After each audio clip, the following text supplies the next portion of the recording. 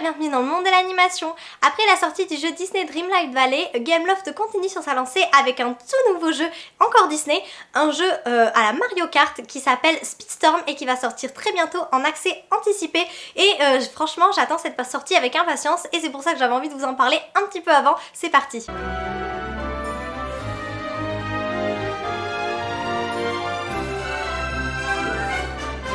Gameloft a visiblement décidé d'étendre son partenariat avec Disney puisque le jeu Disney Dreamlight Valley est sorti en septembre 2022. C'est un jeu qu'on peut retrouver sur différentes plateformes puisqu'il est disponible sur Switch, sur PlayStation, sur PC et j'en passe.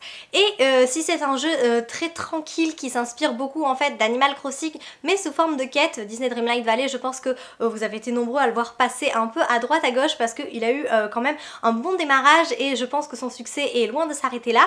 Néanmoins il est toujours en accès anticipé puisque c'est un jeu qui est destiné à être free to play et pour le moment, c'est free to play ou free to pay?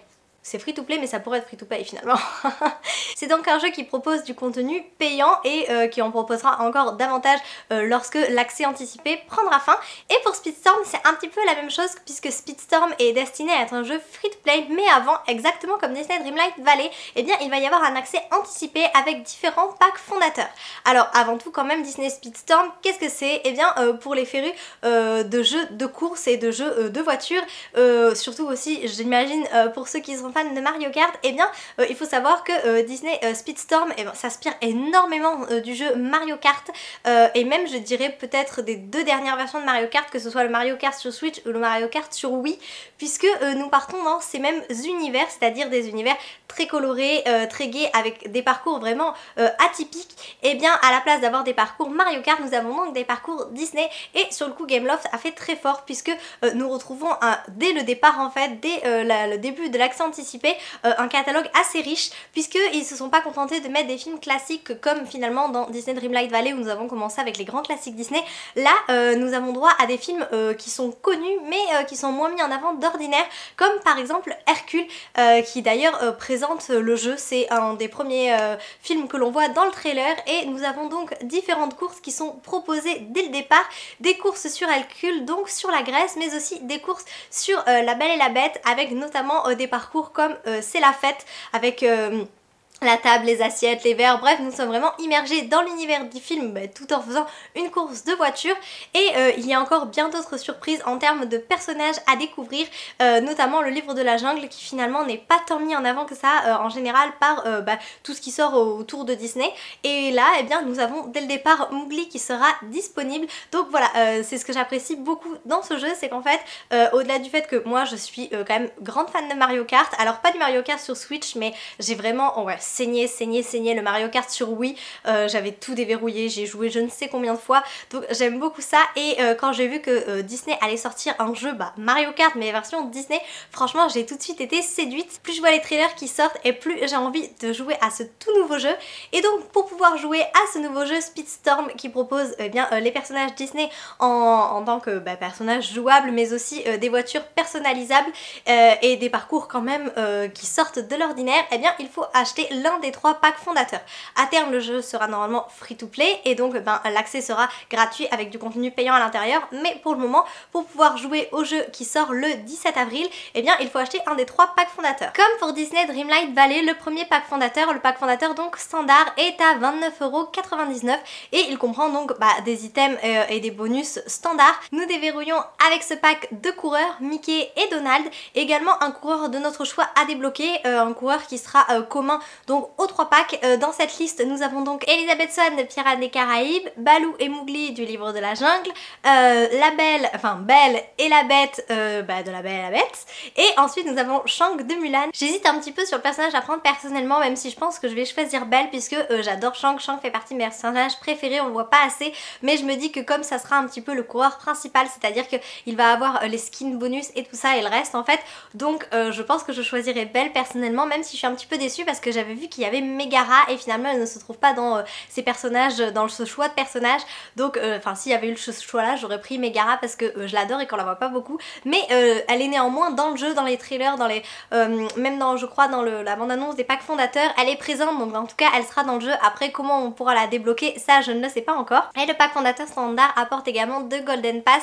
Les Golden Pass en fait vont correspondre un petit peu à la voie des étoiles dans Disney Dreamlight Valley. Ce sera donc, je sais plus comment on appelle ça, comment ça se nomme ce truc, un pass de combat, voilà. Et il y aura donc un pass de combat comme dans Disney Dreamlight Valley avec la voie des étoiles et qui sera mis à jour toutes les 6 à 8 semaines et qui proposera du contenu bonus supplémentaire pour le jeu. Et le premier pass des étoiles a déjà été dévoilé et il sera sur Monstres et compagnie avec notamment Sully et Bob. Et il faut savoir que chaque personnage aura des capacités différentes qui correspondront donc à son film. Par exemple Hercule pourra utiliser Pégase, Shang pourra utiliser par exemple le dragon de la Chine, voilà. En fait chaque personnage aura ses propres spécificités et j'ai l'impression, je n'en suis pas sûre, mais qu'ils pourront en déverrouiller davantage grâce à ce pass de combat. Et pour terminer avec le pack fondateur standard, il y aura également 4000 tokens qui sera la monnaie du jeu. Le second pack fondateur, le pack fondateur de luxe, donc apportera bien les avantages du premier pack mais également des avantages supplémentaires, sinon ça n'aurait pas d'intérêt qu'il soit de luxe. Et dans ce pack nous pouvons avoir également Mulan en tant que coureur et à la place des 4000 tokens nous en avons 7000. Et enfin le dernier pack fondateur, le pack fondateur Ultimate. Ah oui, j'ai pas précisé, le pack de luxe est à 49,99 €. Et enfin le pack fondateur Ultimate, donc c'est le pack le plus élevé avec le plus d'avantages qui est à 69,99 €. Les prix sont exactement les mêmes. La caméra vient de bouger. Espérance, pourquoi t'as fait bouger la caméra? Je disais que les prix des packs fondateurs étaient les mêmes que ceux des packs fondateurs de Disney Dreamlight Valley. Et dans ce pack Ultimate, en plus d'avoir les avantages des 2 packs précédents, nous avons aussi Hercule qui sera déverrouillé en tant que coureur et également Jack Sparrow de Pirates des Caraïbes. Et ça c'est très chouette de remettre Pirates des Caraïbes parce que depuis le jeu, je sais plus comment il s'appelait ce jeu, Disney Infinity, ouais, Disney Infinity sur Wii, et bien depuis je trouve que les personnages de Pirates des Caraïbes ont vraiment fait un peu mis aux oubliettes et là je suis contente de les retrouver pour ce jeu là. D'autant plus qu'il y a un parcours sur Pirates des Caraïbes qui a l'air absolument incroyable. Le design est très beau et on se retrouve vraiment en plein cœur du film. Donc ce parcours il fait partie de mes préférés de ceux que j'ai vus pour le moment.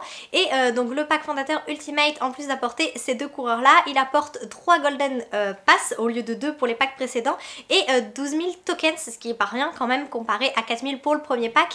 Et ensuite nous avons également des items de cartes et de motos exclusifs. Voilà pour ces 3 packs fondateurs qui permettent de tester un petit peu le jeu, on va dire en avant-première, avant sa sortie officielle en free-to-play. Et si vous précommandez, attention hein, pas quand le jeu sera sorti, si vous précommandez l'un de ces 3 packs, vous aurez une version exclusive de Donald Duck ainsi que le kart qui va avec. Je ne sais pas ce que vous pensez de ce jeu, mais personnellement j'ai très hâte de l'essayer. J'ai d'ailleurs déjà précommandé la version Ultimate comme pour Disney Dreamlight Valley. Je vous avouerai, je suis très faible quand ils proposent autant de choses et que un jeu m'enthousiasme à ce point.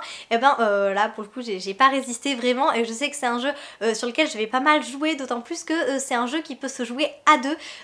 Alors c'est un jeu qui sera pour l'instant, je sais pas s'ils feront du cross-platform, mais il va sortir sur PC, sur Switch, sur PlayStation, voilà, donc il aura plusieurs plateformes et apparemment il sera comme Disney Dreamlight Valley en cross-platform, c'est-à-dire que vous pourrez retrouver votre partie sur l'ordinateur si vous jouez sur la Switch et inversement.